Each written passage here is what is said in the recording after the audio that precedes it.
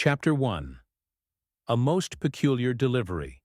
It was during the bitter winter of 1891 that my friend Sherlock Holmes became involved in what would prove to be one of the most bizarre and intellectually stimulating cases of his illustrious career.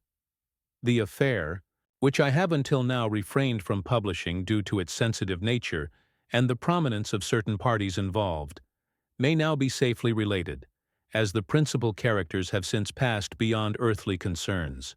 The day had begun unremarkably enough. London lay beneath a thick blanket of fog that clung to the window panes of our lodgings at 221B Baker Street like spectral fingers. Holmes had been in one of his taciturn moods for several days, having solved a minor case for the Admiralty which, while of national importance, had offered little in the way of intellectual challenge. I had grown accustomed to these periods of restlessness that inevitably followed the conclusion of a case, during which he would alternate between languid inactivity and frenetic energy, often turning to his violin or his chemical experiments for solace. That particular morning I found him seated by the fire, his lean figure curled in his favorite armchair, the blue smoke from his pipe creating phantasmal shapes in the air above his head. His aquiline features were set in an expression of profound boredom as he leafed through the morning papers. "Nothing, Watson," he remarked without looking up, aware of my presence through some imperceptible change in the atmosphere of the room. "Nothing but the most commonplace of crimes. A bank clerk absconding with funds. The trail leads obviously to Liverpool and thence to America. A jewel theft in Mayfair, where the culprit thoughtfully left behind a button torn from his coat. Even the political situation is tediously predictable. The criminal classes appear to have lost all originality." I smiled at his lament, settling into my own chair opposite him. "Perhaps a period of quiet is what London needs after that business with the Abernethy family." "Quiet is one thing, stagnation quite another," Holmes replied, tossing aside the newspaper with a gesture of disgust. "The mind rebels at stillness, Watson.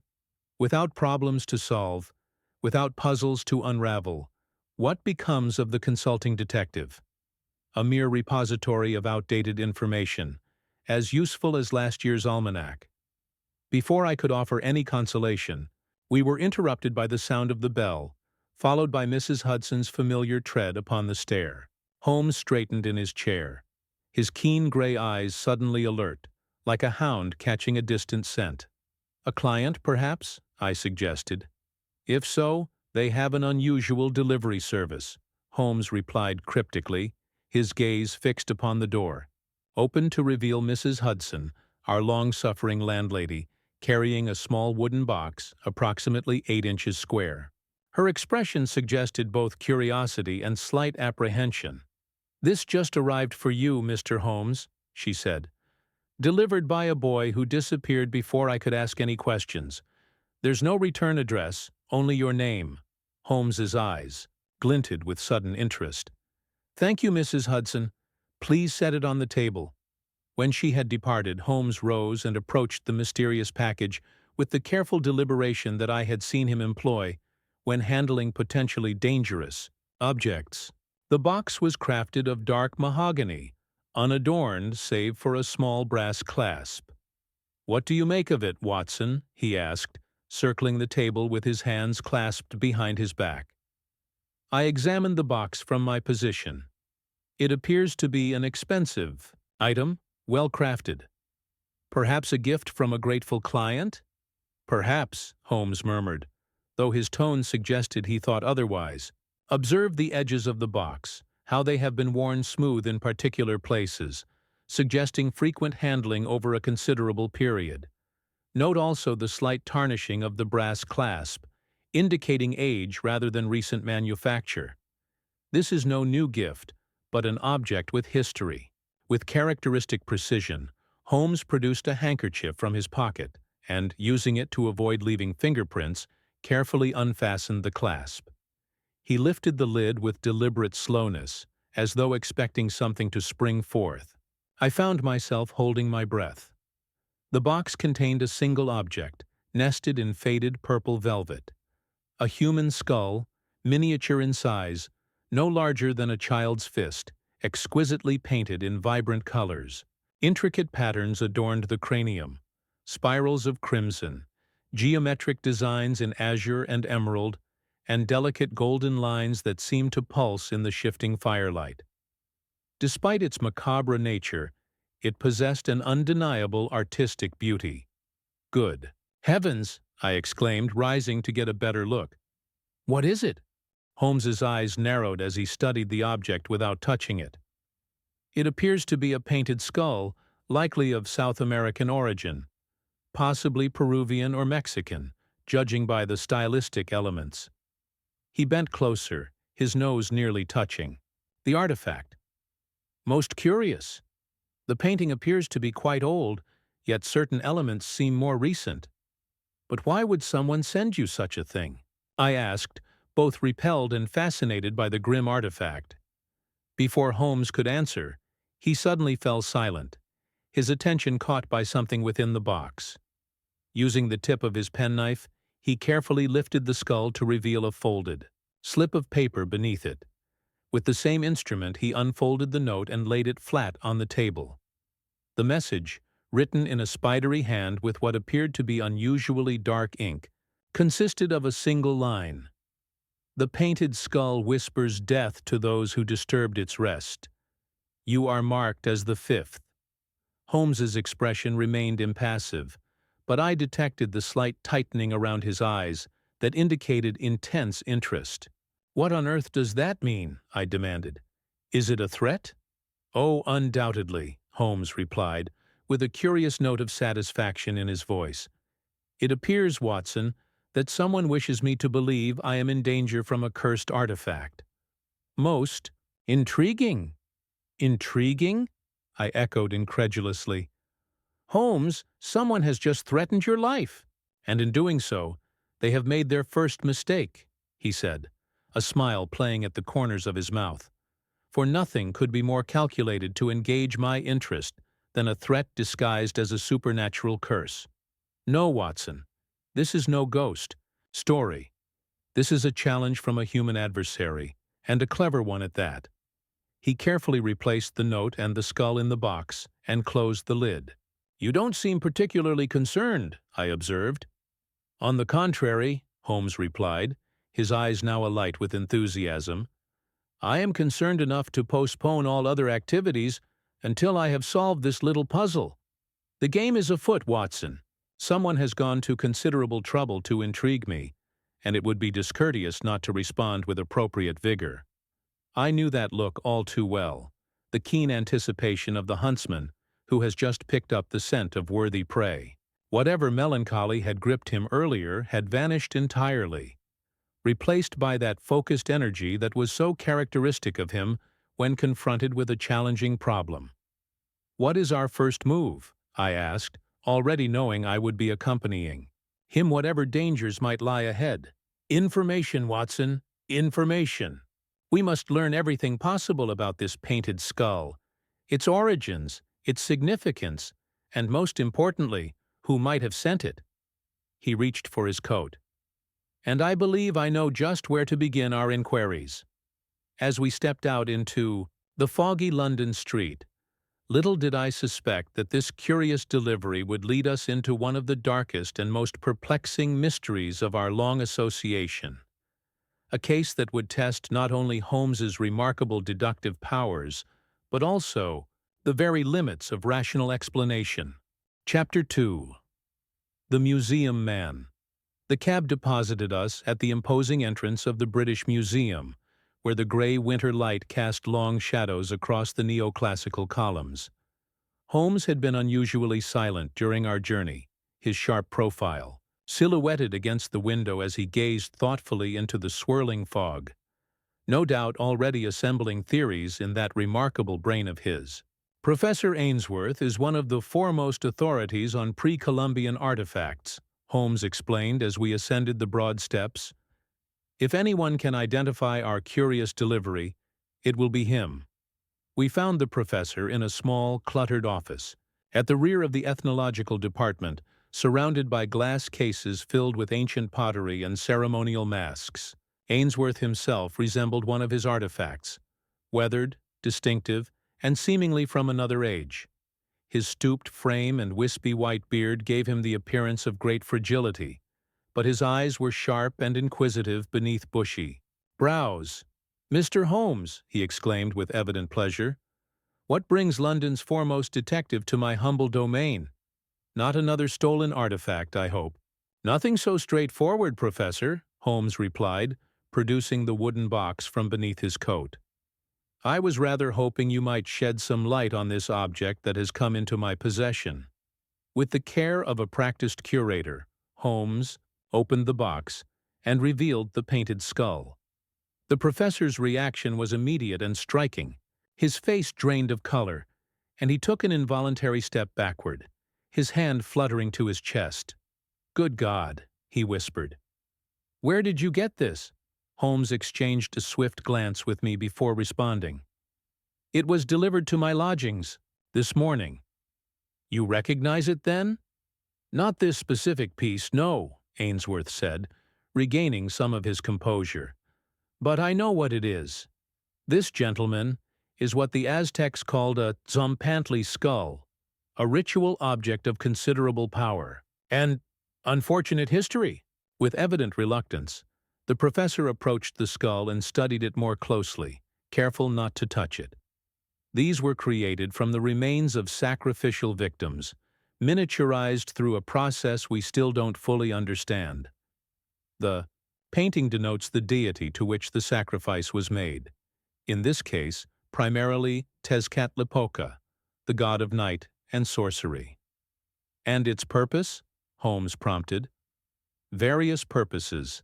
None of them pleasant," Ainsworth replied grimly, "sometimes commemorative, sometimes as focus points for further rituals. But this particular type—" He hesitated. "This variety was sometimes employed as a vessel for curses." I could not suppress a shudder, though Holmes's expression remained impassive. "You said you don't recognize this specific piece," Holmes noted. "Are there others in London?" "There were 4, the professor said quietly, all part of a collection brought back from Mexico by Lord Blackwood in 1882. They were dispersed after his death 3 years ago, one to a private collector, one to the Pitt Rivers Museum in Oxford, one remaining with his son, and one that was stolen before the estate could be settled." He peered at Holmes with sudden intensity. "This appears to be the missing 4th. "And the note?" Holmes asked, revealing the ominous message that had accompanied the skull. Ainsworth read it with growing alarm. "Marked as the 5th, he repeated. "Mr. Holmes, I believe there is something you should know. The other 3 owners of these skulls, they're all dead." "Indeed." Holmes leaned forward. "Under what circumstances?" "Mysterious ones. Sir William Prentice, the private collector, was found in his sealed study, apparently having succumbed to an unknown poison. No entry point was discovered. Lady Carmichael, who sponsored the Oxford donation, expired in her sleep without apparent cause. And young Lord Blackwood was discovered in his bath, drowned, though by all accounts he was an excellent swimmer. 3 owners, 3 deaths, Holmes mused.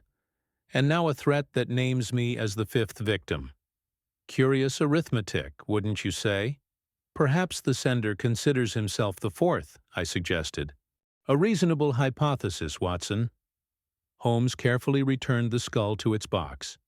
"Professor, can you think of anyone who might have had access to all 4 skulls? Someone connected to the Blackwood expedition, perhaps?" Ainsworth's brow furrowed. "Only a handful of men returned from that expedition alive, Mr. Holmes. Most succumbed to fever. But there was an interpreter, a half-Mexican fellow named Vasquez. I believe he had some dispute with Lord Blackwood over compensation, and there was talk that he warned against removing certain artifacts from their resting places. Where might we find this Vasquez now? Last I heard he had established himself as a dealer in exotic curiosities in Limehouse. The Obsidian Monkey, I believe his shop is called." Holmes snapped the box shut with a decisive click. "You have been most informative, Professor. One last question. Is there any significance to the recent appearance of fresh paint on portions of the skull? Ainsworth's eyes widened. Fresh paint? That would suggest a recent ritual activation of the object. In the old beliefs, such repainting would bind a specific victim to the curse. He hesitated, then added reluctantly, the fresh color would traditionally be mixed with the blood of the intended victim. Most enlightening, Holmes said, rising to his feet. Come, Watson. I believe we have an appointment in Limehouse. Chapter 3. The Obsidian Monkey. The journey to Limehouse took us through progressively narrower and more squalid streets, where the London fog seemed to thicken, carrying with it the mingled odors of the Thames, exotic spices, and opium.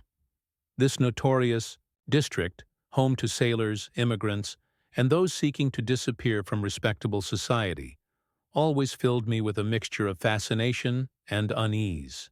Keep your revolver handy, Watson, Holmes murmured as our cab rattled over the cobblestones. I suspect that our Señor Vasquez may not welcome inquiries about these deaths. We eventually found ourselves on a narrow street lined with shops displaying curious wares from distant lands. The obsidian monkey stood apart from its neighbors, its window obscured by dusty red curtains, and its black door adorned with a carved simian figure with glittering eyes that appeared to be made from the volcanic glass that gave the establishment its name. A small bell tinkled as we entered, announcing our presence to the dimly lit interior. The shop was a veritable museum of exotic curiosities, feathered headdresses, tribal masks, ornate daggers, and what appeared to be mummified remains of small animals. The air was heavy with incense and some unidentifiable musky scent. Señor Vasquez? Holmes called out, his voice cutting through the silence. A curtain at the rear of the shop parted to reveal a man of striking appearance. He was perhaps 50, with skin the color of burnished mahogany and straight black hair streaked with gray, pulled back severely from a high forehead. His eyes, black and penetrating, assessed us with unconcealed suspicion. "We are closed," he said, his English perfect but tinged with a Spanish accent. "Return tomorrow." Holmes smiled disarmingly. "I think you might make an exception, Señor Vasquez, when you learn that we've come about Lord Blackwood's collection. Specifically about the painted skulls." The change in Vasquez was immediate and alarming. His face contorted with an emotion I could not quite identify, fear, anger, or perhaps both. "Get out," he hissed, his hand moving beneath the counter.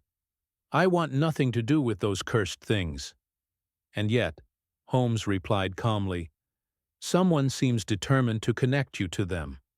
A most persistent someone who has already arranged the deaths of 3 individuals and now appears to have marked me as the next victim." Vasquez's hand froze. "What are you saying?" "I'm saying," Holmes continued, placing the wooden box on a glass display case, "that this was delivered to me this morning, along with a rather ominous message." Vasquez stared at the box as though it might contain a venomous serpent. "You brought it here? Are you mad?" "I brought it to the one man in London who might explain why someone would use these artifacts as instruments of murder," Holmes replied. "You were on the Blackwood expedition. You warned against removing these items from their resting place. And now 3 people connected to those skulls are dead, and I am apparently next. I think you owe me an explanation." For a long moment, Vasquez remained motionless, caught in some internal struggle. Finally, with a heavy sigh, he reached beneath the counter and produced, not a weapon as I had feared, but a bottle of amber liquid and 3 small glasses. "We will need this," he said, pouring generous measures of what proved to be an exceptionally potent tequila. "And I will need your word that what I tell you remains between us." "You have it," Holmes assured him, "provided you have had no hand in these deaths." Vasquez laughed bitterly. "I tried to prevent them, Señor. I sent warnings. None would listen." After downing his drink in a single swallow, Vasquez began his tale. The expedition to the temple of Tezcatlipoca was cursed from the beginning. The local guides refused to approach the site. Only Lord Blackwood's gold persuaded any of us to continue. What we found there—" he shuddered visibly. The temple had remained untouched for centuries. The central chamber contained an altar surrounded by thousands of these miniature skulls, each painted to honor different deities. Lord Blackwood insisted on taking 4 specific skulls, though I begged him to leave them. These were the ceremonial skulls of the temple guardians, bound by ancient magic to protect the site. The priest who created them sacrificed himself, mixing his own blood with the paint to ensure their power would endure. The local belief, he continued, was that removing these guardians would unleash a vengeful spirit, what my people call a tzitzimitl, a star demon that devours the unworthy. Before we left Mexico, 5 of our party were already dead, horrible deaths that the local authorities attributed to fever, but which I knew were the work of the tzitzimitl. And now the same fate has befallen the new owners of the skulls, Holmes observed. See? Vasquez nodded grimly. The demon follows the skulls, claiming those who possess them. It must complete the ritual by reclaiming all 4 skulls and taking 5 lives, 1 for each of the cardinal directions and 1 for the center of the world. I expected Holmes to dismiss this superstitious explanation, but to my surprise he merely asked, "And how does one stop this tzitzimitl?" Vasquez's expression darkened. "One does not, senor. One can only return the skulls to their resting place, all 4 together, before the 5th death occurs. And even then—" He left the thought unfinished. "I see," Holmes said, steepling his fingers beneath his chin. "And you have no idea who might have sent this particular skull to me?" "There are few who even know of their existence," Vasquez replied. "But there was one, a scholar who became obsessed with the skulls after Lord Blackwood's death.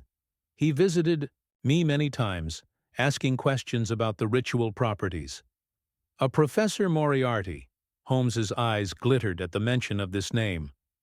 "Indeed. How fascinating. Clearly this matter requires immediate attention. Come, Watson. I believe our next step is clear." Chapter 4. The Spider's Web. "Moriarty," I said, once we were safely ensconced in a cab heading back toward central London. "Always Moriarty.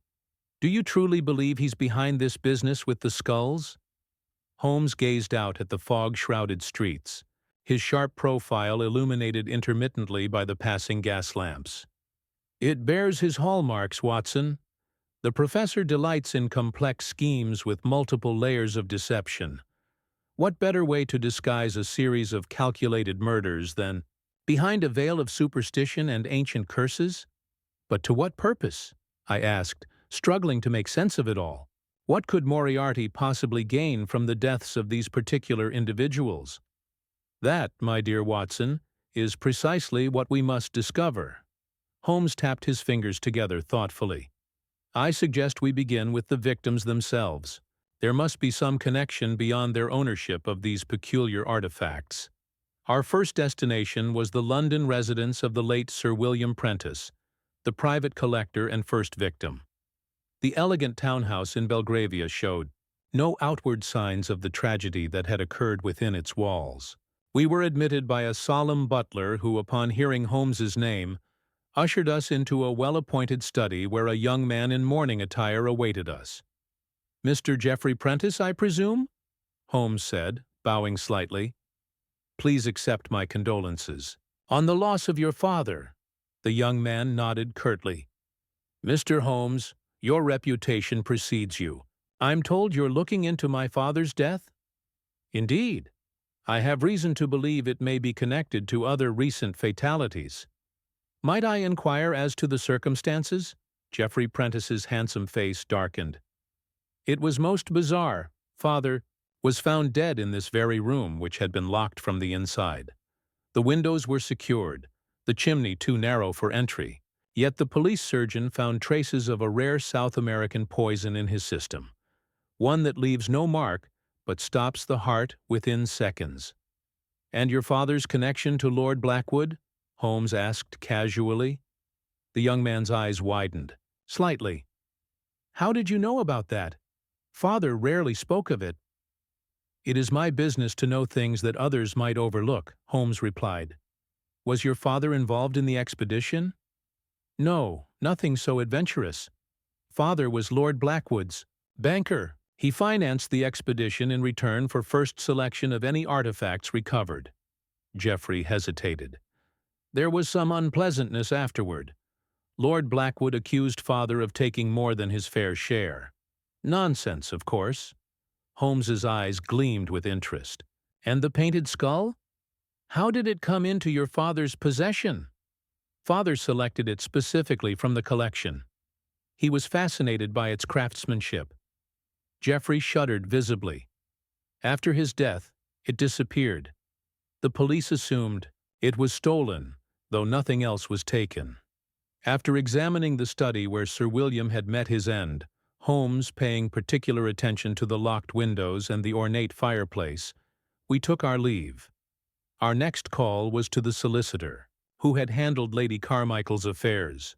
Mr. Hardwicke was a precise, meticulous man with spectacles that magnified his already protuberant eyes.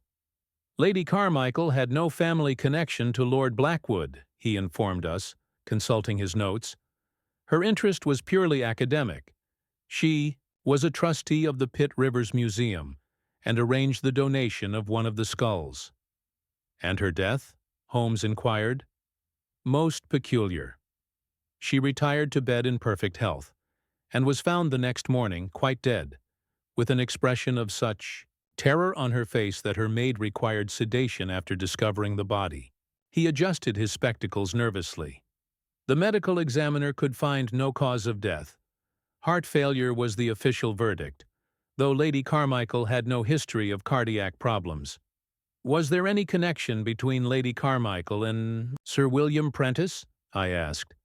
None that I'm aware of, Hardwicke replied, except that they moved in similar social circles, though I believe they both served on the board of the British Colonial Investment Trust. Holmes's eyebrows rose fractionally at this information. And young Lord Blackwood? Was he similarly involved with this trust? Indeed. He inherited his father's position on the board, though he rarely attended meetings. A rather dissolute young man, by all accounts. As we left the solicitor's office, Holmes was uncharacteristically silent, his brow furrowed in concentration. It was not until we were seated in a small restaurant on the Strand, waiting for a light meal, that he finally spoke. What do you make of it, Watson? It seems clear enough, I replied. All three victims were connected to both the skulls and this investment trust. Perhaps Moriarty has some financial interest in the trust that required the elimination of these particular board members? Holmes smiled faintly. A reasonable hypothesis, but incomplete. Consider, if Moriarty simply wanted these individuals dead, why the elaborate charade with the skulls? Why draw attention to the connections between the victims? And most puzzling of all, why send one of the skulls to me with a warning? He leaned forward, his eyes intent. No, Watson, this is not merely about eliminating board members. The skulls themselves are significant. The message explicitly states that I am to be the fifth victim. According to Vasquez, 5 deaths complete. The ritual, one for each cardinal direction and one for the center of the world. Surely you don't believe in this supernatural nonsense, Holmes?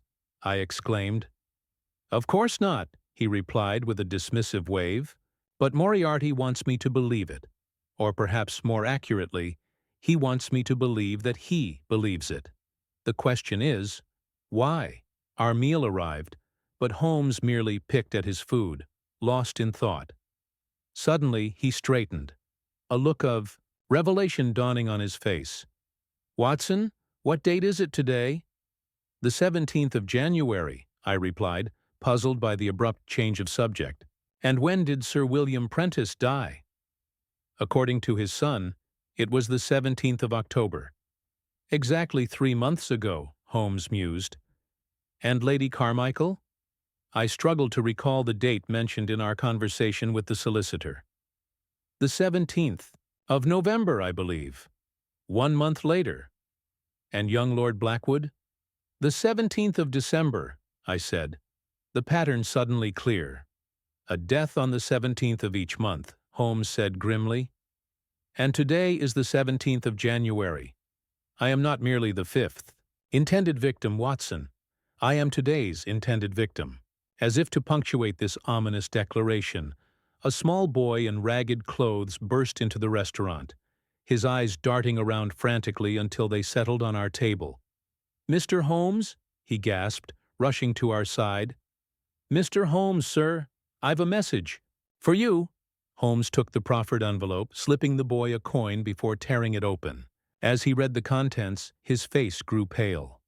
"What is it, Holmes?" I asked, alarmed by his expression. Without a word, he handed me the note. Written in the same spidery hand as the message accompanying the skull was a simple sentence. "The 5th. Waits at Baker Street. Come alone, or Mrs. Hudson joins the Count." Chapter 5. "The trap is sprung, Holmes," I exclaimed, half rising from my seat. "We must return to Baker Street at once." My friend raised a restraining hand, his momentary shock already replaced by cold calculation. "Gently, Watson. That is precisely what our adversary expects, that I will rush headlong into whatever trap awaits me there. But Mrs. Hudson is almost certainly unharmed," Holmes interjected. "Moriarty is too clever to dispose of a valuable hostage prematurely. The threat is designed to provoke hasty, ill-considered action." He signaled for the bill and leaned forward, speaking in a low, urgent tone. "However, we cannot ignore the danger to our estimable landlady. We must proceed with caution, but also with haste." Within minutes, we were in a hansom cab rattling toward Baker Street. Holmes silent and withdrawn beside me, his fingers steepled beneath his chin in that familiar posture of deep contemplation. I had learned over our years of association that it was best not to disturb him at such moments. "Watson," he said suddenly, emerging from his reverie, "I need you to alight 2 streets before we reach our destination. Approach Baker Street from the rear through the mews. Inspector Lestrade should be at Scotland Yard. Send a boy with a message explaining our situation and requesting immediate assistance." "And you?" I asked, though I already feared the answer. "I shall continue to our lodgings as instructed, alone," he replied, his tone brooking no argument. "Our adversary has gone to considerable trouble to arrange this meeting. I am curious to see what awaits me." "Holmes, this is madness. You've just established that today is the day you're meant to die." A thin smile played across his lips. "My dear Watson, after all our adventures together, surely you realize that forewarned is forearmed. Besides, I have no intention of keeping our appointment without certain precautions." From an inner pocket of his coat, he produced a small pistol which I recognized as his compact Webley Bulldog revolver. "I am not entirely without resources." Despite my protestations, Holmes would not be dissuaded from his course. I reluctantly disembarked as instructed, watching with foreboding as the cab continued toward Baker Street with my friend inside. With a silent prayer for his safety, I turned and made my way toward the mews that would allow me to approach our lodgings from the rear. The January evening was already drawing in, the fog thickening as darkness fell, muffling sounds and transforming familiar landmarks into looming indistinct shapes. I moved quickly through the narrow passage that led to the back of our Baker Street residence, alert for any sign of surveillance or ambush. The rear entrance to 221B appeared undisturbed. With extreme caution, I tried the door and found it unlocked, an unusual circumstance that immediately heightened my alarm. Drawing my service revolver, I entered silently, straining my ears for any sound that might indicate what was transpiring. Within, the kitchen was deserted, the fire in the range burned down to embers. There was a half-prepared meal on the table abandoned in the midst of preparation, evidence that Mrs. Hudson had been interrupted in her work. My concern for our landlady redoubled, but I forced myself to maintain my professional composure as I carefully ascended the back stairs that led to our quarters. As I approached the door to our sitting room, I could hear voices, Holmes's distinctive baritone, calm and measured, and another voice, softer and less distinct, that I could not immediately identify. There was no sound of struggle or distress, which I took as an encouraging sign. I positioned myself beside the door, ready to intervene if necessary, while straining to catch the conversation within. "Most elaborate scheme, Professor," Holmes was saying. "I confess a certain admiration for its intricacy, though not for its purpose." "The admiration is mutual, Mr. Holmes," came the reply, and I recognized with a chill the soft, precise tones of Professor Moriarty. Few men would have discerned the pattern so quickly or traced it to its source. "The painted skulls were an inspired touch," Holmes continued. "Using genuine artifacts with a documented history of superstition to disguise what are, at heart, simply calculated assassinations. I presume the recent application of paint contained the poison intended for me?" "A native compound," Moriarty confirmed. "Absorbed through the skin. Quite painless, I assure you. The others barely had time to realize what was happening." "How considerate," Holmes remarked dryly. "And Mrs. Hudson?" "Resting comfortably in her room, merely sedated." "I have no quarrel with your landlady, Mr. Holmes. My business is with you alone." "And what business would that be? Surely not merely to eliminate a troublesome adversary." "You could have accomplished that far more simply without this elaborate charade involving Aztec artifacts and investment trusts." There was a pause before Moriarty responded. "You understand, of course, that the British Colonial Investment Trust is merely a front. Its true purpose is to facilitate the acquisition of specific archaeological sites throughout the empire, sites containing artifacts of unusual properties." "Like the painted skulls," Holmes said. "The skulls are trinkets compared to what we have discovered," Moriarty replied, a note of fervor entering his voice. "Ancient knowledge, Mr. Holmes, power beyond modern comprehension." The Trust's board members had become squeamish. They wanted to discontinue certain excavations, return certain artifacts. They had to be removed. "And my role in all this?" Holmes inquired. "You were becoming too interested in the Trust's activities. Certain inquiries you made in relation to the Abernethy case brought you dangerously close to matters better left unexplored. Besides," and here I could almost hear the smile in Moriarty's voice, "I confess a certain theatrical inclination. The symmetry of 5 deaths, culminating with my greatest intellectual adversary on the final prescribed date, appealed to me." "I'm flattered," Holmes said, "but also puzzled. You must have known I would recognize your involvement eventually." "Why reveal yourself so explicitly?" "Because, Mr. Holmes, contrary to what you may believe, I did not send you the skull." I nearly gasped aloud at this statement, only just managing to stifle the sound. "If not you, then who?" Holmes asked, a rare note of genuine surprise in his voice. "That is what I came to discover," Moriarty said. "Someone is aware of our operation and has chosen to involve you in a most dangerous game. Someone who knows about the skulls, about the trust, and about our mutual antagonism. I find that concerning." "So you came to warn me?" Holmes's tone was openly skeptical. "I came to propose a temporary alliance," Moriarty countered. "Someone is playing us both, Mr. Holmes. I suggest we disappoint them by working together to uncover their identity." The absurdity of this proposal, that Holmes would ever consent to work with his arch-nemesis, nearly prompted me to burst into the room. I had my hand on the doorknob when a sudden commotion erupted within, the sound of breaking glass followed by a heavy thud. I flung open the door to a scene of chaos. The window of our sitting room had been shattered, and Holmes was sprawled on the floor, a small dart protruding from his neck. Moriarty stood over him, his expression one of genuine alarm.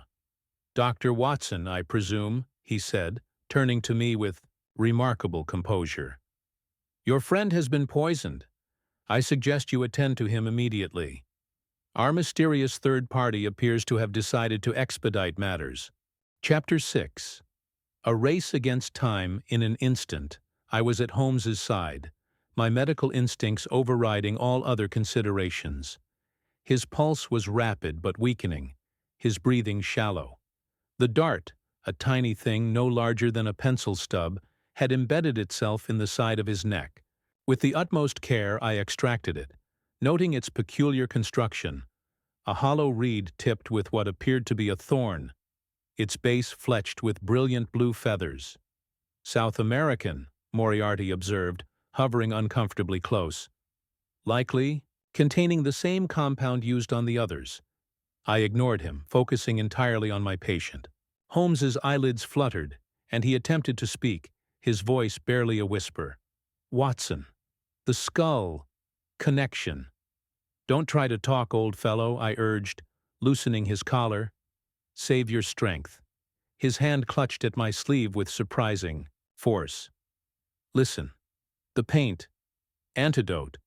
Before he could elaborate further, his eyes rolled back, and he lost consciousness. His breathing became more labored, and a bluish tinge appeared around his lips, clear signs of respiratory distress. He needs a hospital, I declared, reaching for the bell pull to summon assistance. That would be a fatal mistake, Doctor, Moriarty said sharply. Conventional medicine has no answer for this poison. Your friend has perhaps an hour before it completes its work. I rounded on him furiously. And I suppose you just happen to know the cure? Not I, Moriarty replied. But I know who might. The same man who warned about removing the skulls in the first place. Vasquez. The shop owner in Limehouse, I recalled. But that's across London. Holmes doesn't have that kind of time. Then we must bring Vasquez to him, Moriarty said with decision. I have men waiting outside. They can retrieve the Mexican within 20 minutes. The situation was beyond surreal. Accepting help from Holmes's arch-enemy to save his life. And yet what choice did I have? Holmes's condition was deteriorating rapidly before my eyes. Do it, I said grimly. But understand this, Professor. If Holmes dies, you will not leave this room alive. A thin smile played across Moriarty's bloodless lips. Your loyalty is commendable, Doctor, but unnecessary threats waste precious time. He moved to the shattered window and made a subtle gesture. Moments later, I heard the sound of running feet departing in the direction of Limehouse. While we waited, I did what little I could for Holmes, placing him in the recovery position, monitoring his vital signs, and wiping away the cold sweat that beaded on his forehead. All the while, I kept my revolver close at hand, unwilling to trust Moriarty even in this apparent alliance of necessity. I don't understand, I said finally, breaking the tense silence. If you didn't send the skull, why were you here waiting for Holmes? Moriarty paced the room like a caged predator. I received a message similar to yours, Doctor. It claimed that Holmes had acquired the fourth skull and deduced the nature of the Trust's operations. I was concerned enough to investigate personally. And Mrs. Hudson? A regrettable but necessary precaution. She is merely sedated, as I told Holmes. He paused by the mantelpiece, studying the painted skull that still sat in its open box. Curious. This is indeed the fourth skull from the Blackwood collection, but it has been altered. Holmes mentioned something about the paint, I said suddenly, recalling my friend's last words. He seemed to think it contained an antidote. Moriarty's eyes narrowed. Did he, indeed? How very interesting. Before I could question him further, there was a commotion on the stairs, and Señor Vasquez burst into the room, flanked by two burly men who could only be Moriarty's henchmen. The Mexican took in the scene with evident alarm. What has happened? He demanded, rushing to Holmes's side. I explained the situation as succinctly as I could, showing him the dart that had struck Holmes. Vasquez's expression grew increasingly grave. This is the work of a Nawali, a shaman, he said. The poison is extracted from the skin of a particular tree frog, then treated ritually to enhance its potency. Few survive its effects. But there is an antidote? I pressed. Vasquez hesitated, his gaze darting between Holmes's unconscious form and Moriarty, who watched the exchange with predatory intensity. There is, he admitted reluctantly, but it requires ingredients I do not have. Rare herbs, specific preparations. The paint on the skull, Moriarty interjected. Could it contain the antidote? Vasquez's eyes widened. How did you know this? Holmes mentioned it just before he lost consciousness, I explained. Something about a connection between the skull, the paint, and an antidote. It is possible, Vasquez said slowly, in the old traditions, that some Pantley skulls sometimes serve dual purposes, both as vessels for curses and as their remedies. If the person who sent this skull intended to warn rather than harm, can you extract it? I demanded, acutely aware of Holmes's increasingly labored breathing. I can try, Vasquez said, reaching for the skull. But I will need specific tools, water, a flame. I hastily gathered the requested items while Vasquez carefully scraped samples of paint from different areas of the skull, muttering what sounded like prayers or incantations under his breath. Moriarty observed the proceedings with clinical detachment, occasionally offering suggestions that revealed a surprising familiarity with arcane chemical processes. After what seemed an eternity, but was perhaps only 10 minutes, Vasquez had produced a small quantity of murky liquid in one of Holmes's laboratory beakers. This may save him or kill him more quickly, he warned, his face grave. I cannot guarantee its efficacy. Do it, I said firmly. Holmes would rather die trying than not try at all.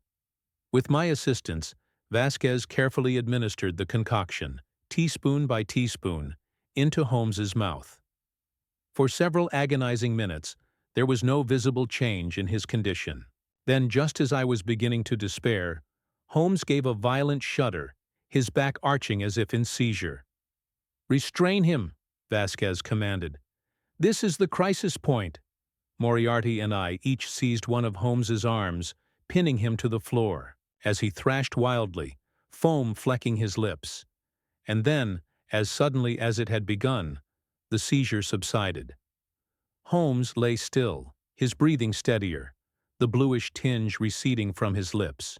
He will live, Vasquez pronounced, wiping sweat from his brow. The antidote is working. Relief flooded through me, so intense that I barely registered Moriarty's next words until he had repeated them. Dr. Watson, he said, his voice unnaturally tense, I believe we have company. I looked up to see him staring at the still broken window, where a figure stood silhouetted against the foggy night, a tall, thin shape wearing what appeared to be an elaborate headdress adorned with feathers. As we watched in stunned silence, the figure raised a hand in what might have been a gesture of acknowledgement or warning, then vanished into the darkness. What in God's name? I began, but was interrupted by Holmes, who had regained consciousness, and was struggling to sit up. Not God, Watson, he rasped, his voice weak but determined. But something much older and far more dangerous. Help me up, we haven't a moment to lose. Chapter 7. The Hidden Chamber. Holmes, you must rest, I protested, even as I helped him to a sitting position. You've just survived a deadly poison. Your system needs time to recover. Time is precisely what we do not have, Holmes replied, his voice gaining strength with each word.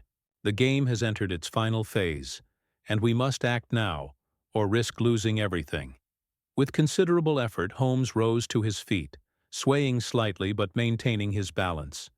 The transformation from death's door to determined action was remarkable, though I noted the lingering pallor of his complexion and the slight tremor in his hands, signs that the poison had not entirely released its grip. Our mysterious figure, Holmes continued, wore ceremonial garb consistent with a high-ranking Aztec priest, or someone attempting to create that impression. The blue Quetzal feathers on the dart matched those in the headdress, confirming it. As the source of the attack, "You noticed all that in your condition?" Moriarty remarked, a note of genuine admiration in his voice. Holmes fixed his nemesis with a penetrating stare.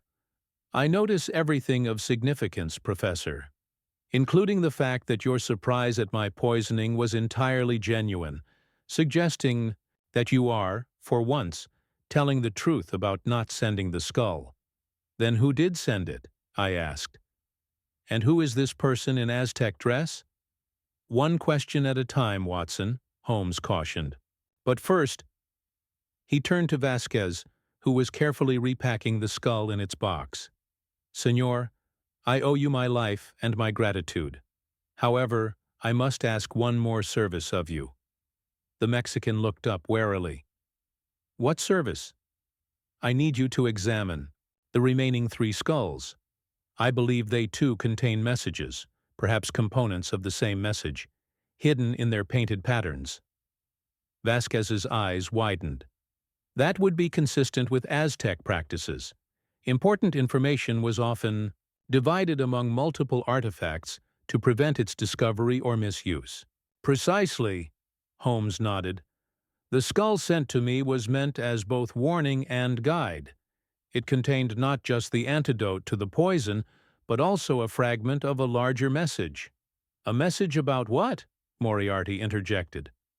Holmes's lips curved in a thin smile. "About the true treasure of the Blackwood expedition, Professor, the one your British Colonial Investment Trust has been seeking all along."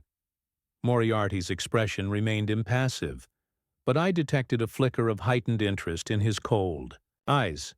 "The 3 previous owners are dead," I pointed out. "How can we examine their skulls?" "Sir William Prentice's skull was allegedly stolen after his death," Holmes replied. "Lady Carmichael's was donated to the Pitt Rivers Museum, and young Lord Blackwood's remains in his family estate. We must retrieve them all tonight." "Impossible," Moriarty stated flatly. "The museum and the Blackwood estate have formidable security.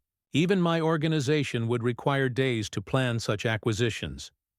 "Under normal circumstances, perhaps," Holmes conceded. "But I suspect our mysterious Aztec priest has already done the work for us. The skulls are no longer where they're supposed to be." "What makes you say that?" I asked. "Because," Holmes replied, "if I were conducting this elaborate scheme, I would ensure all pieces were in place before the final act. The disappearance of Sir William's skull was reported. I wager the others have been taken as well, but their absence not yet discovered." "Then where are they?" Vasquez asked. Holmes turned to Moriarty. "That, Professor, is where you come in. The British Colonial Investment Trust must have property in London, a headquarters, a private museum, a secure facility for examining acquisitions before they're distributed." Moriarty regarded Holmes for a long moment, clearly calculating the risks and benefits of cooperation. Finally, he nodded. "There is a building in Bloomsbury, ostensibly an administrative office, but the basement contains a substantial vault and laboratory facilities." "And would this building happen to have a dedicated room for Aztec artifacts?" Holmes pressed. "Indeed," Moriarty admitted. "A climate-controlled chamber designed specifically for items from the Tezcatlipoca Temple." "Then that is where we shall find our answers," Holmes declared. "And, I suspect, our mysterious priest as well." The fog had thickened into an almost solid wall as we emerged from Baker Street, wrapping London in a damp, impenetrable shroud that reduced gas lamps to dim, spectral glows. Moriarty's carriage, an elegant but unmarked conveyance drawn by 2 magnificent black horses, awaited us, the driver a hulking silhouette on the box. Despite my protestations, Holmes insisted on bringing the painted skull with us, carefully, wrapped and stowed inside his coat. "It is our key, Watson," he explained, both literally and figuratively. The journey to Bloomsbury passed in tense silence, each of us lost in our own thoughts. I observed Holmes closely, concerned about the lingering effects of the poison, but he seemed to draw strength from the excitement of the chase, his eyes bright with anticipation, despite his physical weakness. The Trust's headquarters proved to be an unremarkable building of red brick, its front bearing only a discreet brass plate with the organization's name. At this late hour it stood dark and apparently deserted, though Moriarty assured us that security guards patrolled the interior. "My men will create a diversion," he said as we approached. "It should draw the guards to the upper floors, leaving our path to the basement clear." "No," Holmes countered firmly. "Any disturbance might alert our quarry. We must enter undetected." He turned to Vasquez. "The paint from the skull. Did you use it all for the antidote?" Vasquez produced a small vial from his pocket. I reserved a portion, as is customary. The sacred pigments often serve multiple purposes. "Excellent," Holmes said. "Apply it to the main entrance lock." Vasquez looked skeptical but did as instructed, carefully coating the keyhole with the thick reddish substance. To my astonishment, the lock mechanism emitted a soft click, and the door swung open of its own accord. "How did you know that would work?" I whispered as we slipped inside. "The paint contains a specific mineral composition that interacts with the brass alloy used in most British locks," Holmes explained, "an ancient technology repurposed for modern applications. The Trust's security systems were designed by the same people who created them for the temple, with similar vulnerabilities." Moriarty led us through the darkened building to a heavy oak door marked "Private Collections, Authorized Personnel Only." Again, Vasquez applied the paint to the lock, with the same remarkable result. Beyond lay a narrow staircase descending into darkness. The air grew noticeably cooler as we descended, carrying a faint, unfamiliar scent, earthy and ancient, like the interior of a tomb long sealed. At the bottom, we faced another door, this one made of steel with an elaborate locking mechanism. "This requires a specific key and combination," Moriarty said. "Even your paint trick won't work here." Holmes withdrew the painted skull from his coat. "This is the key," he said confidently. "The 4 skulls together unlock the chamber where the true treasure is kept."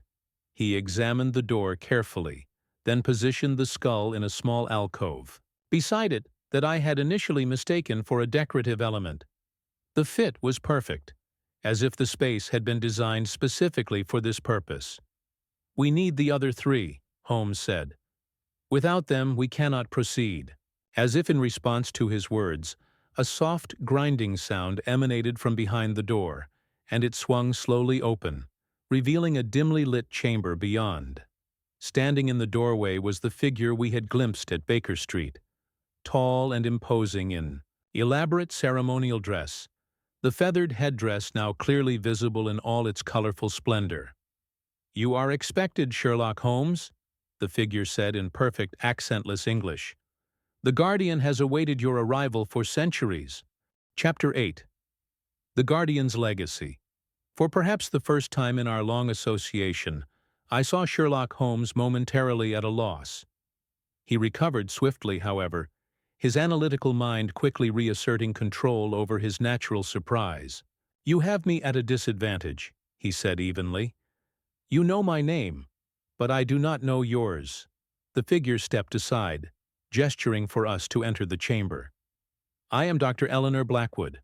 As we followed her into the room, the headdress and ceremonial garments seemed incongruous with the crisp English accent.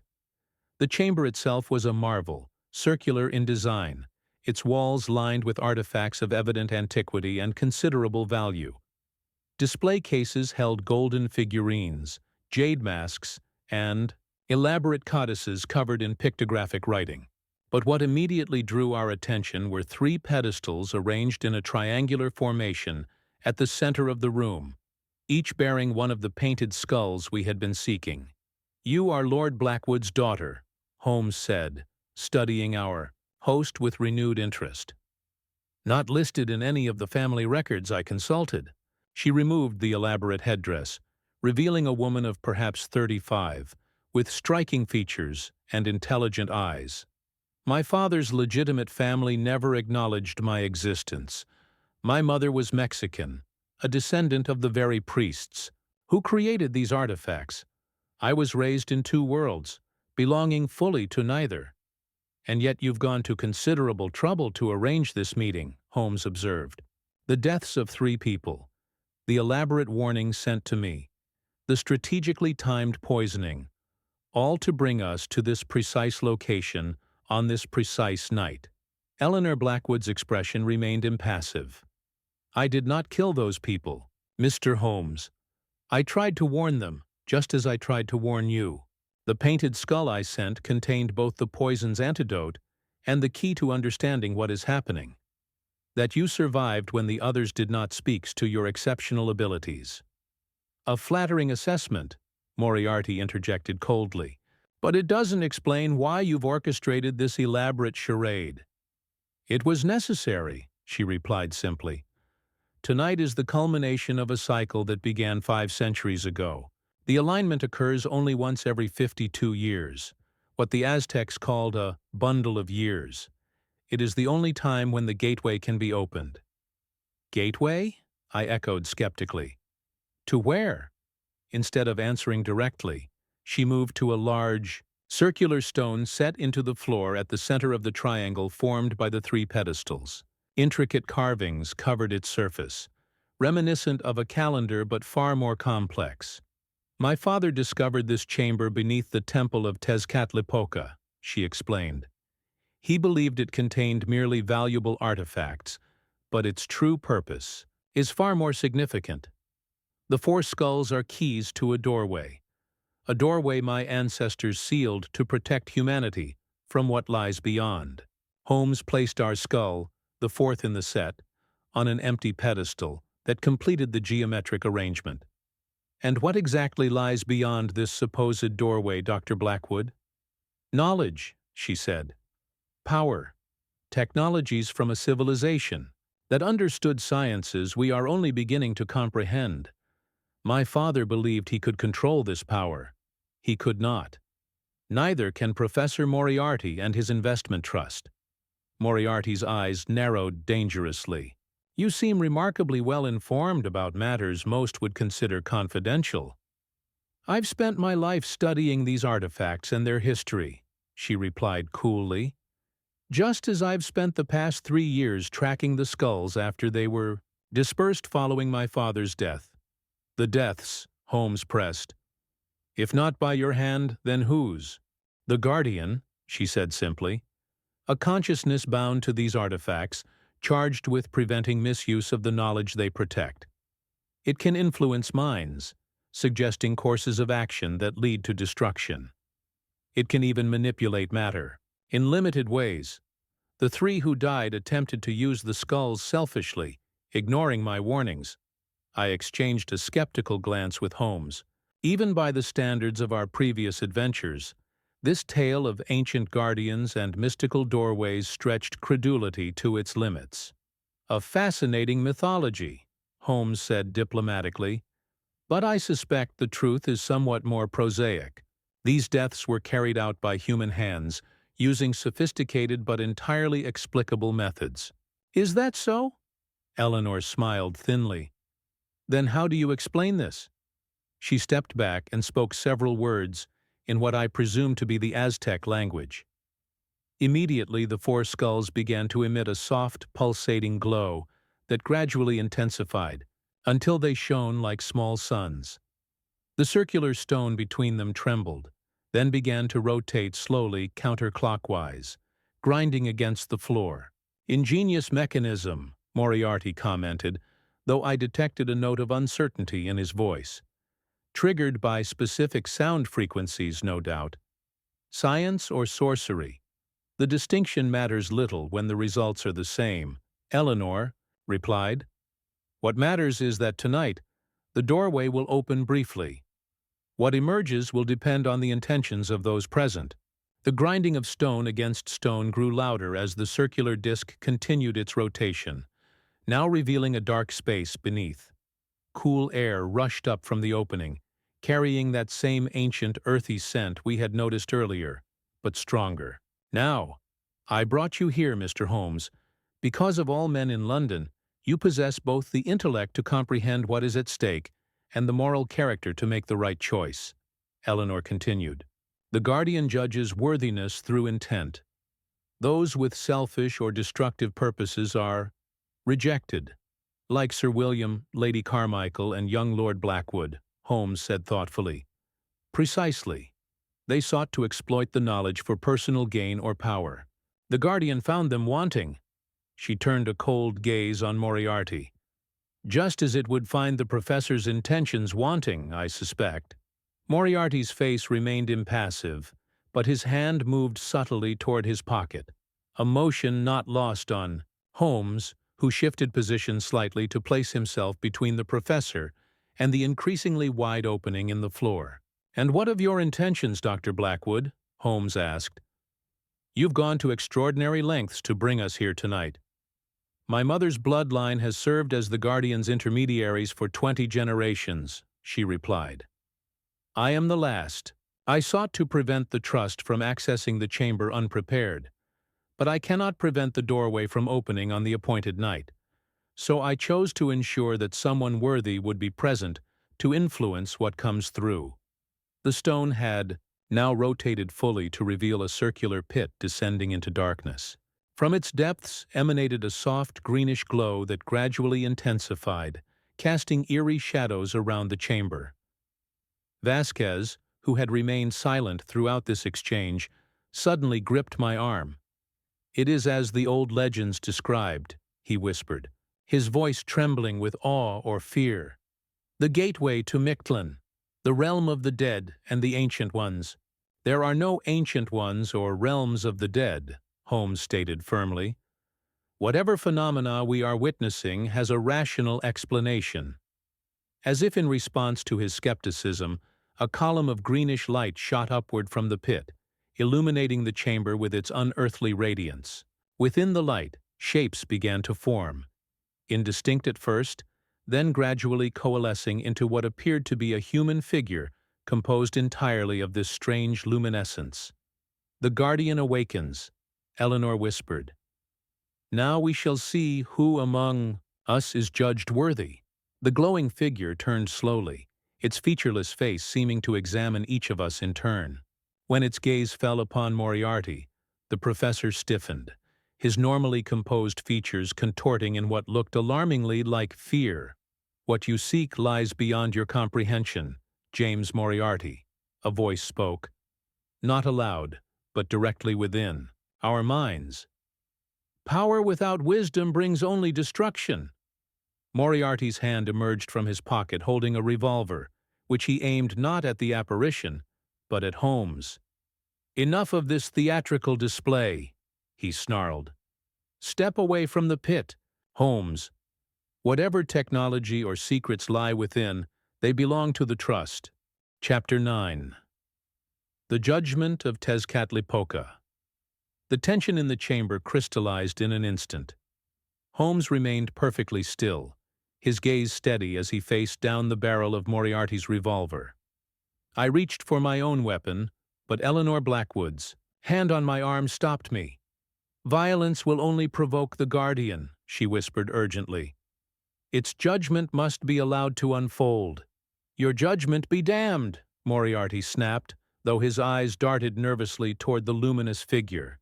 "This is nothing but an elaborate hoax. Sophisticated technology disguised as mysticism to frighten the superstitious." Holmes regarded his nemesis with something akin to pity. "Is that truly what you believe, Professor? Even now, faced with phenomena that defy conventional explanation?" "All phenomena can be explained," Moriarty retorted, though I detected a tremor in his normally steadfast voice. "Some merely require more advanced scientific frameworks than currently exist. Whatever secret this chamber holds, ancient technology, undiscovered physical principles, it can be studied, replicated, controlled." The glowing figure drifted closer to Moriarty, the green light pulsating more intensely. Though it had no discernible facial features, I had the distinct impression it was studying him with the clinical detachment one might direct toward an interesting insect. "Knowledge without wisdom. The voice resonated again in our minds. Power, without compassion. The pattern repeats across centuries. Stay back, Moriarty commanded, his revolver now wavering between Holmes and the apparition. Two of his men, who had accompanied us but remained largely in the background until now, drew their own weapons. I advise against firing in this enclosed space, Holmes said calmly. The ricochets alone would endanger us all. Moreover, I suspect your bullets would have little effect on our luminous friend. As if to demonstrate this point, the Guardian extended what might have been an arm toward one of Moriarty's henchmen. The man fired in panic, the gunshot deafeningly loud in the confined chamber. The bullet passed harmlessly through the glowing form, striking a stone wall behind it.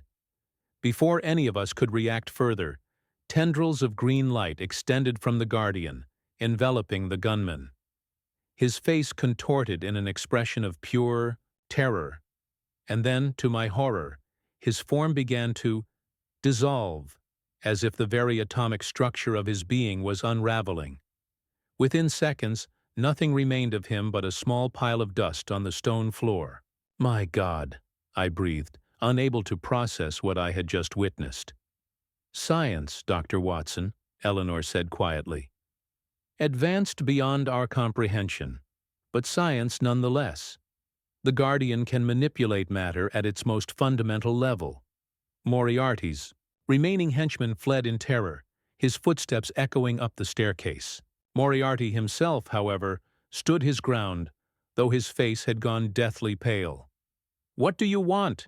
he demanded, addressing the Guardian directly. "To fulfill my purpose," came the reply in our minds. "To evaluate worthiness, to protect knowledge that humanity is not yet prepared to wield."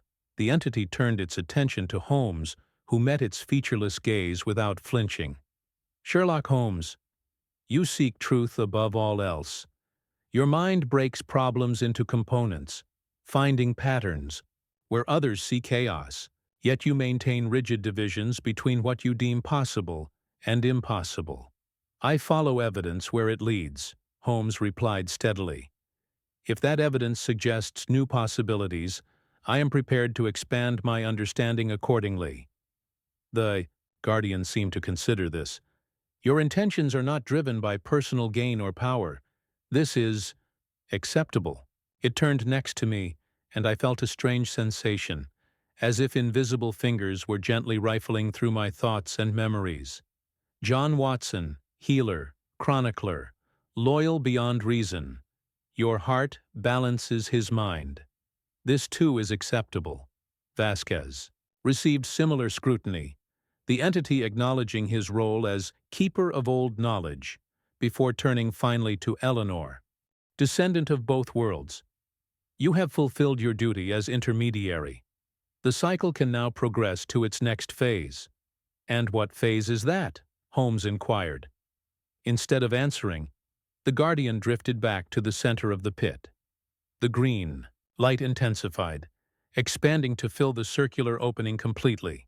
From within this radiance, objects began to emerge, floating upward to hover in the air before us, tablets covered in unfamiliar symbols, crystalline structures that seemed to pulse with inner light, and most prominently, a device of intricate design, constructed of what appeared to be gold and obsidian, its purpose entirely mysterious.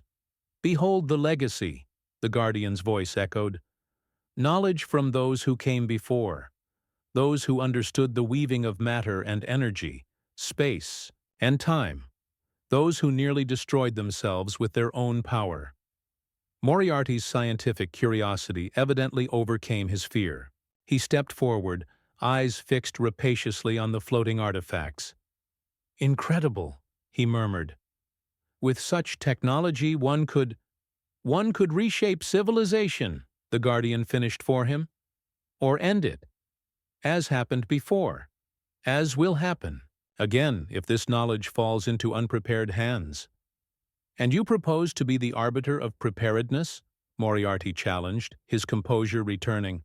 "To deny humanity its rightful advancement based on your judgment of worthiness?" "Not I alone," the entity replied. The worthy themselves must decide. With these cryptic words, the guardian's form began to change, the humanoid shape dissolving into pure light that divided into 4 distinct streams. Each stream flowed toward one of the painted skulls, suffusing it with pulsating radiance. Choose, the voice commanded, now seeming to emanate from the skulls themselves. One may take the legacy, one may destroy it, one must return it to its resting place until the next cycle. One must remain to guard against misuse. Eleanor stepped forward. This is the final test, she explained.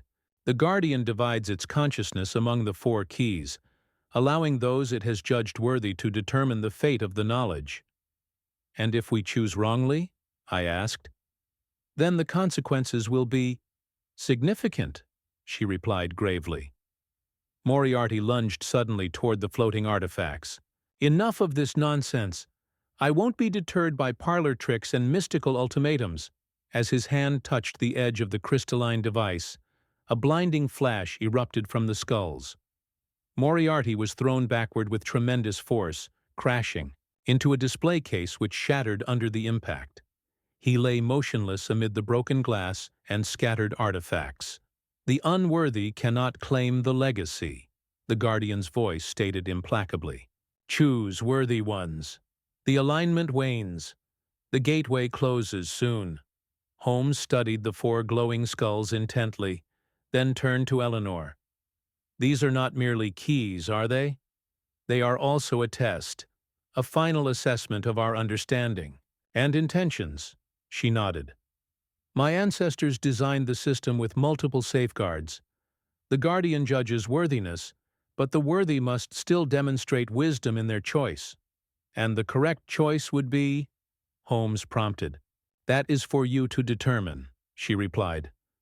I am merely the intermediary, not the decider.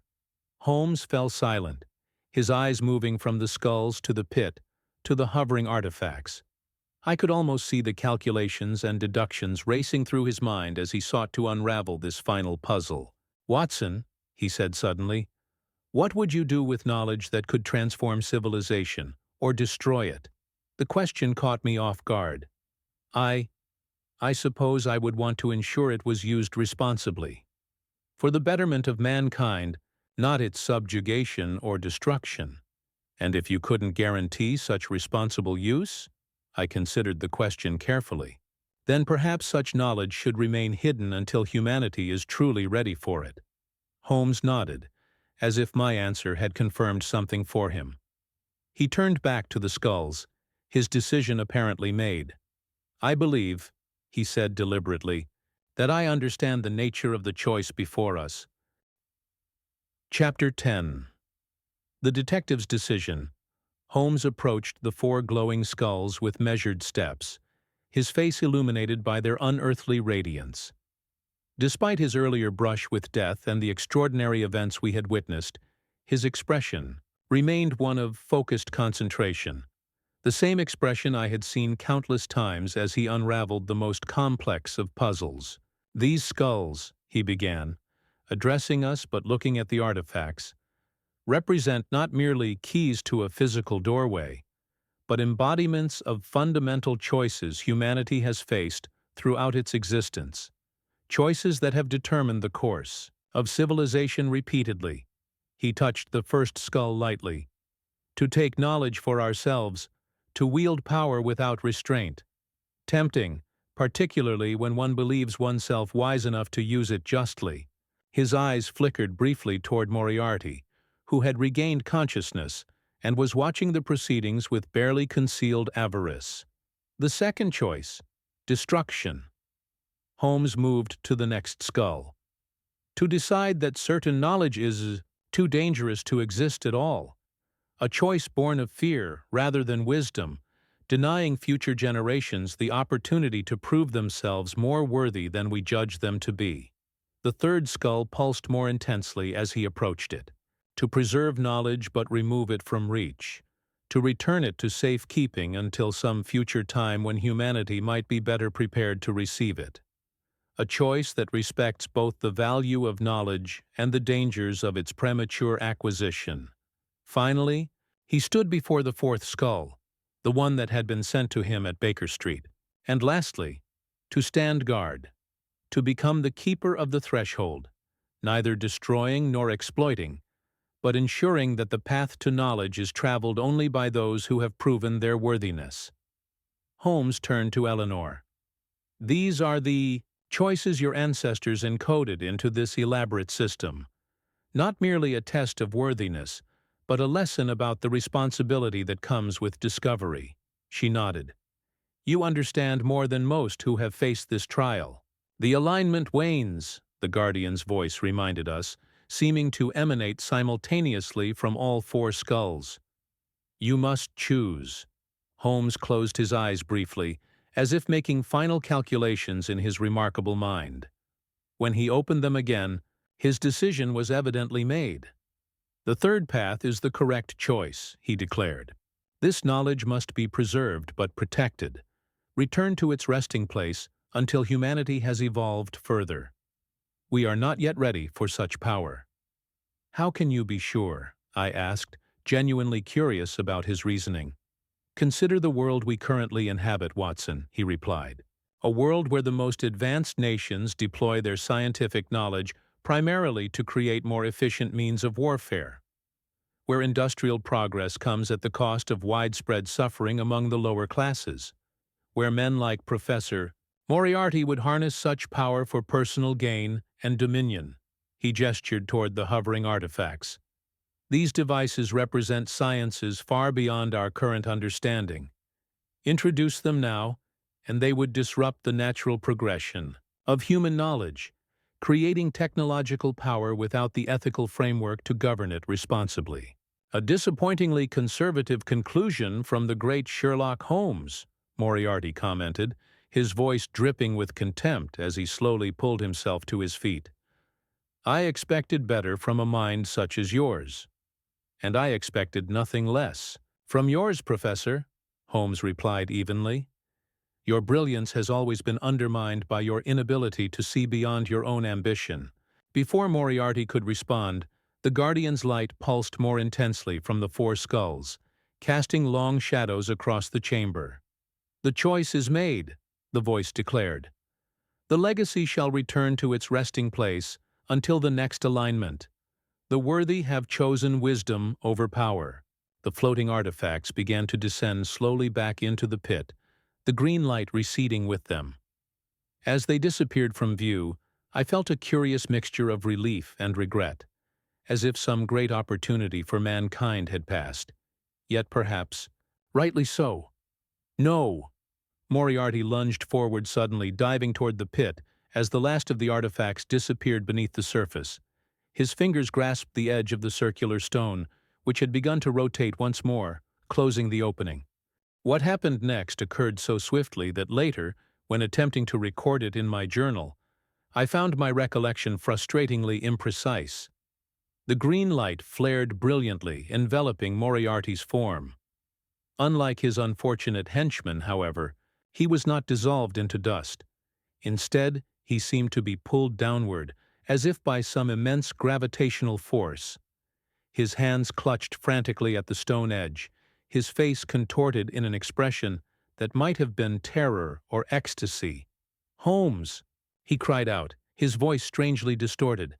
"You fool! This knowledge, this power, it could remake the world." "That," Holmes replied grimly, "is precisely what I fear." With a final wrenching cry, Moriarty disappeared into the pit, the light extinguishing as the circular stone completed its rotation, sealing the opening as if it had never existed. A profound silence fell over the chamber. The skull's glow faded gradually until they appeared once more as mere artifacts, intricate and beautiful, but no longer supernatural in aspect.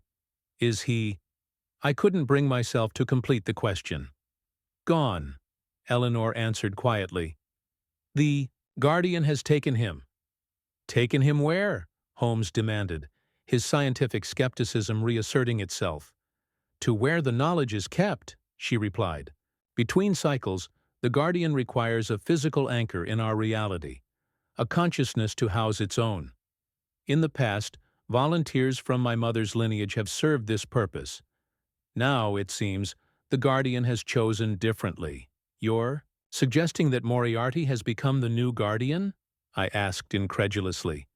Not by choice, Eleanor said, but by judgment. His intellect made him suitable, while his intentions made him dangerous. The guardian found an elegant solution. Holmes stared at the now sealed floor for several long moments, his expression unreadable. Whatever his personal feelings about his arch-nemesis, the manner of Moriarty's disappearance clearly troubled his rational mind. "What happens now?" he asked finally. "The cycle is complete," Eleanor replied. "The skulls will lose their connection to the gateway until the next alignment, 52 years hence. They become merely artifacts once more, valuable and historically significant, but no longer keys to ancient power." "And your role as intermediary? Concluded?" she said, a note of relief evident in her voice. "My family's obligation is fulfilled. After centuries of guardianship, we are finally free to live our own lives." Vasquez, who had observed the proceedings with wide-eyed silence, finally spoke. "The painted skulls. What should be done with them?" "They should be returned to their rightful places," Holmes decided. "The museum, the Blackwood estate, and so forth. Without their connection to the gateway, they pose no danger. And the world is not yet ready to hear the true story of what transpired here tonight." As we prepared to depart, Holmes paused to examine the chamber one final time, his keen eyes taking in every detail, as if committing it to memory. "A most remarkable case," he murmured, almost to himself. "One that has expanded the boundaries of what I deemed possible. Will you record it in your case files?" I asked. A slight smile played at the corners of his mouth. "Perhaps not in its entirety, Watson. There are some mysteries that the world is not yet prepared to confront. Much like the knowledge we have just returned to its resting place." As we ascended the stairs, leaving the chamber and its secrets behind, I could not help but wonder what consequences might yet flow from this night's strange events. The disappearance of Professor Moriarty, Holmes's intellectual equal and greatest adversary, would surely alter the landscape of London's criminal world, and the experience had clearly affected Holmes himself, challenging his rigid empiricism in ways that would undoubtedly influence his approach to future investigations. One question, however, continued to trouble me as we emerged into the foggy London night. "Holmes," I ventured, "how can we be certain that the choice you made was the correct one?" He was silent for a long moment before responding. "We cannot know with absolute certainty, Watson, but when faced with power that could either elevate or destroy civilization, caution seems the wiser path. Some knowledge, like some truths, reveals itself only when the time is right." Chapter 11. Return to Baker Street. The events at the British Colonial Investment Trust headquarters had a profound effect on all who witnessed them. By mutual, unspoken agreement, we dispersed quickly after emerging onto the foggy London street. Eleanor, Blackwood and Senor Vasquez departing in one direction, Holmes and I in another. No ordinary cab seemed suitable after such extraordinary experiences, so we walked through the pre-dawn stillness, the city around us slumbering in blissful ignorance of the cosmic drama that had unfolded beneath its cobblestones. Holmes maintained a thoughtful silence for most of our journey, his hands clasped behind his back, his gaze directed inward rather than at our surroundings. I knew better than to interrupt his ruminations at such times, though my own mind teemed with questions about what we had witnessed. It was only as we approached Baker Street that he finally spoke, his voice quiet but steady.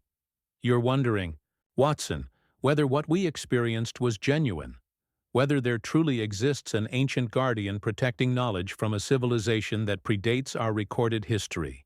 I confess, the rational part of my mind struggles to accept it," I admitted. "Yet I cannot deny the evidence of my own senses."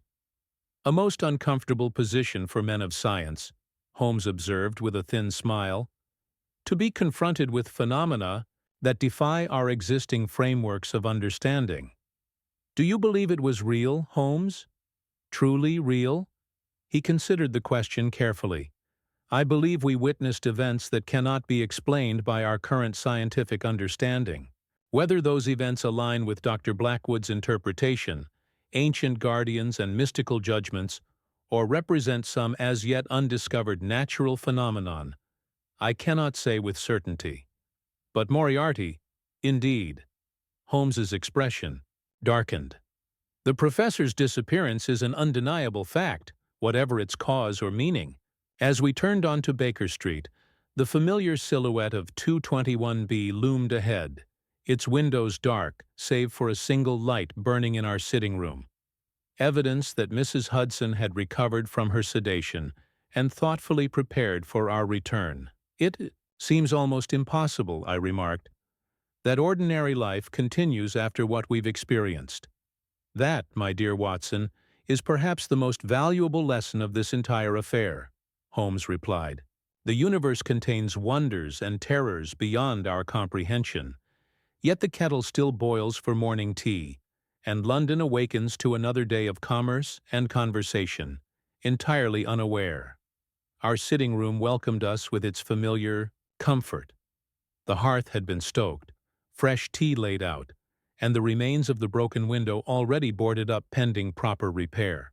The painted skull that had started our adventure was nowhere to be seen, presumably now returned to its resting place along with its three companions.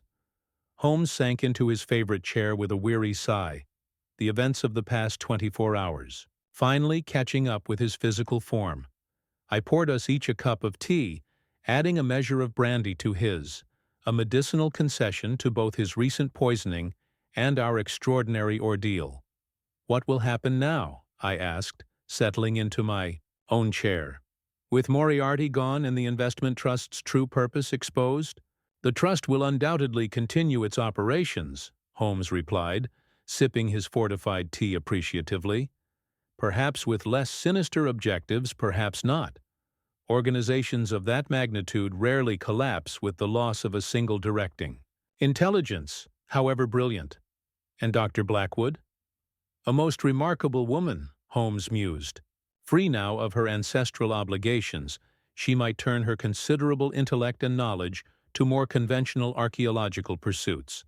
Or perhaps, he added, with a slight twinkle in his eye, she will find other ancient mysteries requiring investigation.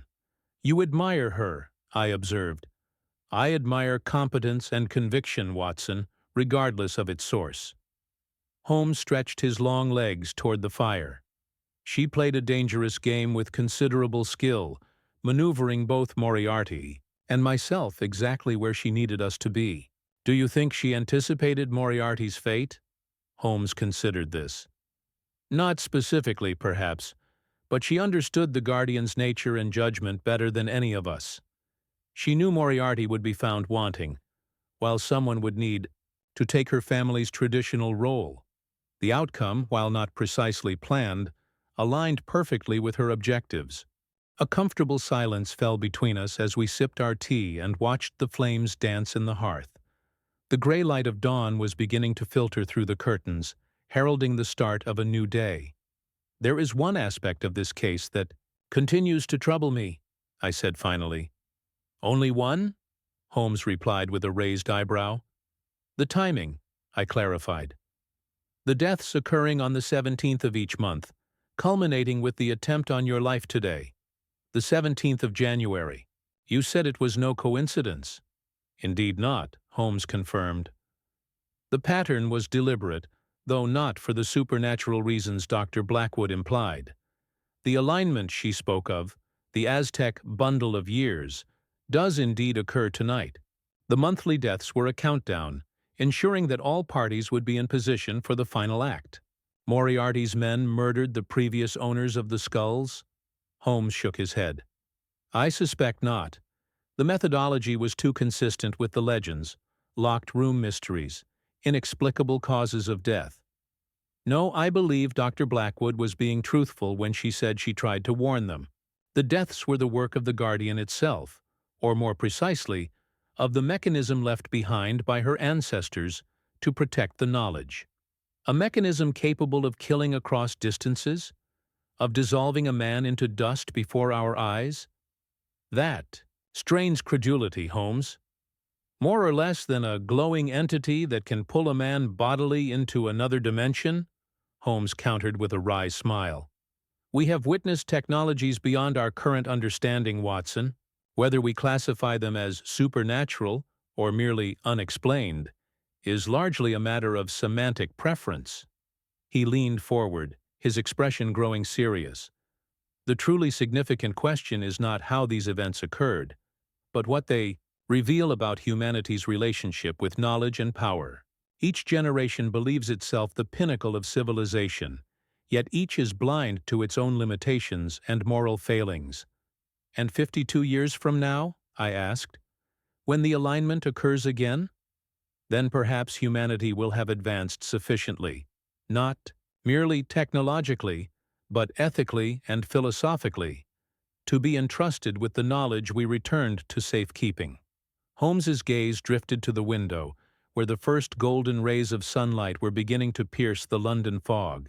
Or perhaps another detective will find him or herself faced with the same choice. With Moriarty as the guardian, I mused. A rather troubling thought. Indeed, Holmes agreed, though even Moriarty may find his perspective altered by centuries of enforced contemplation. The familiar sounds of Baker Street awakening drifted up from below. The clatter of a milk cart, the calls of street vendors, the measured step of constables changing shifts. After the otherworldly experiences of the night, these ordinary noises carried a peculiar poignancy. We should get some rest, I suggested, noting the exhaustion evident in my friend's posture, despite his animated mind. The world will still be here when we awaken. A comforting certainty, Holmes replied, rising from his chair, and one worth preserving, even at the cost of knowledge that might have transformed it beyond recognition. As he retired to his room, I remained by the fire a moment longer, contemplating all we had witnessed and the choice Holmes had made. Though part of me wondered what marvels might have been revealed had we selected differently, I found myself grateful for my friend's wisdom. Some doors, perhaps, are better left closed, at least until we are truly ready to step through them. In the hearth, the fire crackled and danced, its ancient elemental power both familiar and mysterious, like so much of the world around us, if only we have eyes to see it. Chapter 12. 6 months later. The events of that extraordinary January night gradually receded into memory, as winter gave way to spring, and spring blossomed into summer. Life at Baker Street resumed its familiar rhythm.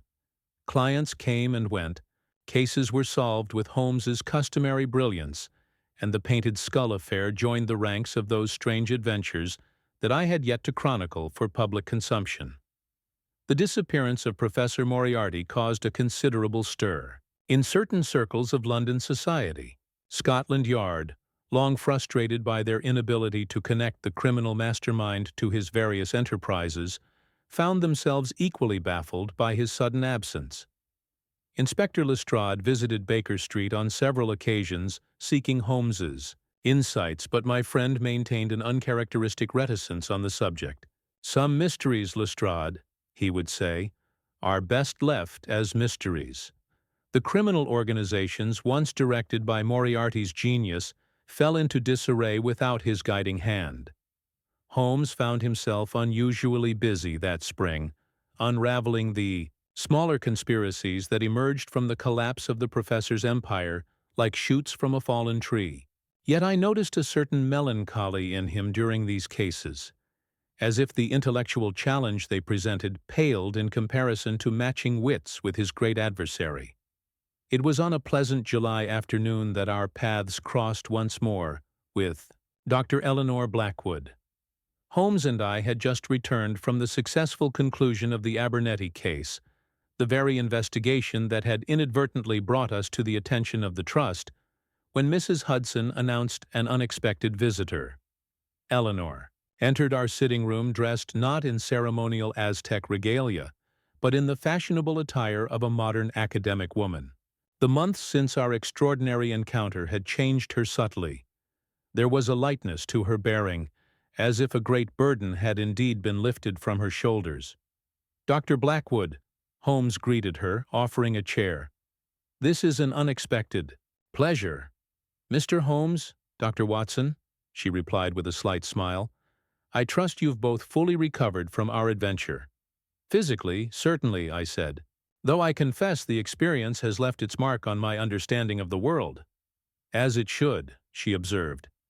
"Few have glimpsed what you have and returned to tell of it." Holmes studied her with his penetrating gaze. "You're leaving London," he stated rather than asked. She raised an eyebrow. "Your deductive abilities remain impressive, Mr. Holmes." "Hardly a deduction. Your attire suggests travel, and there is a steamship ticket partially visible in your handbag. The question is, where are you bound?" "Mexico," she replied. "To my mother's homeland. Now that my family's obligation is fulfilled, I intend to study the ancient sites properly, as a true archaeologist rather than a guardian of secrets." "And the trust?" I inquired. "Have they troubled you since that night?"